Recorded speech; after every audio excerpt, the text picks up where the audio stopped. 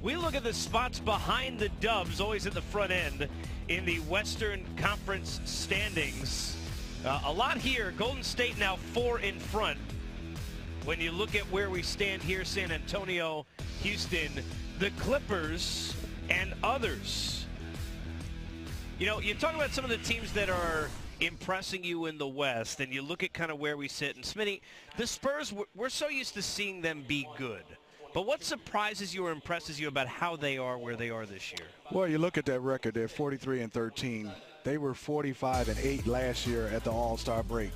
And what's really impressing me is obviously this guy right here. You're talking about close to 50, 40, 90, and also being a go-to guy to finish games. But it comes down to there's no Tim Duncan. That's a big blow. When you talk about on the floor, off the floor, and also leading the culture, it's basically been no Tony Parker. Patty Mills has been the guy playing the major minutes. And then Manu has not been Manu because of his age. There's nothing wrong with that. But then you start to look at these guys. They don't have another guy other than LaMarcus Aldridge, and he's been up and down. So for them to be able to be 43-13, and you're talking about 24 road wins, leading the league in three-point percentage, and again, they go under the radar with a fantastic record. I also look at this team as they haven't played their best basketball yet, and so that's why they're a team that I have my eye on, looking forward to see if Tony Parker can get healthier and also see if they bring in somebody else with some more athleticism at that point guard position. You know, Bones, in the standings, this story not as good now for the Blazers, but could be looking up. Interesting team. They make the deal, Plumlee for Nurkic, and now they've got 3 first-round picks to work with. Well, you said impressed. I thought you said what team has you depressed, and that's why I went with Portland, because I'm thinking about where they stand right now. I told you to read the emails I know, I'm sent you, not so good. So 23-33, 3 first-rounders, as you mentioned, Casey, but are they a move from being dangerous with those first-rounders or moving into dangerous territory? This team has not been able to find its identity when they've played good offense. Their defense has struggled, and when they played decent defense, when Aminu came back in the lineup from the calf injury in the early part of December, all of a sudden their offense faltered. So heavy reliance on the 2 guards, obviously, between what it is that McCollum and Lillard give you, the McLillard backcourt, as it were, but they just don't have a completeness to their team. Now with 3 firsts, bringing in Nurkic, doing maybe a little damage control from last year and all the contract signings that they had. Is there another move for Portland to get them in? They're 2 games out of the 8th spot. Are they wanting to do that, or are we seeing Portland maybe go a different direction? Well, same direction, second verse, same as the first, if you will, when you look at the first half for the Warriors. Last year, 48-4. Now 47-9. You know, we were nitpicking, trying to find something wrong with them. Struggling. It is difficult to do, and again, well coached by Steve Kerr. One of the big questions has been, what about when the Warriors get on the court this weekend with Russell Westbrook? Here's what the Dubs had to say. Yeah, for a few minutes, there'll be 4 Warriors out there. You could really mess things up in place. You know, there's certain combinations that would be kind of fun with that 5th spot. I have no idea what you're talking about. What I'm talking about either.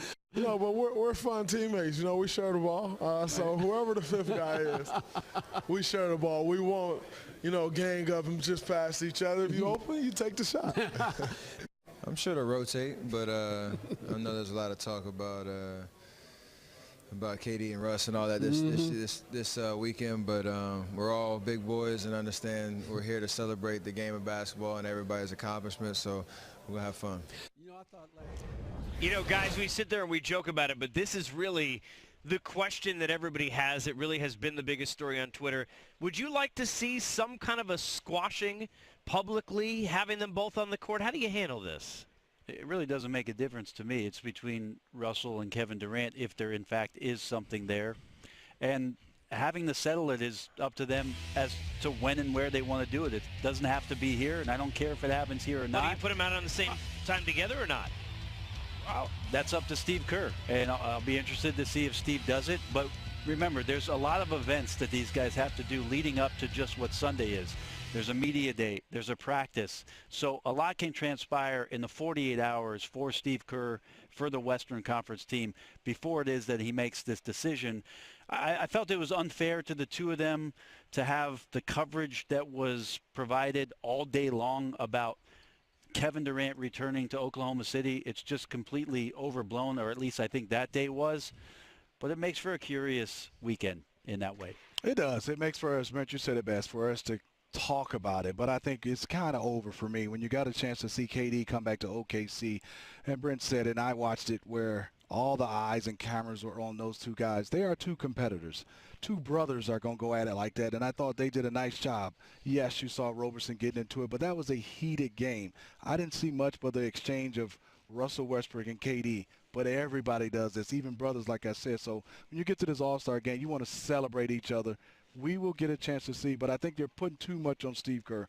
Play who you play. Like Draymond said, they'll move the basketball. My question is, and Russ, but when Russ has it, what would Russ do? I want to see it. What you want to see? On the floor. I want to get on the floor together, and we could. That'll squash it. And that'll squash it because they're on the floor together. But for us, I think that squashes it. No. Hey, look, it may start something. Try and be positive.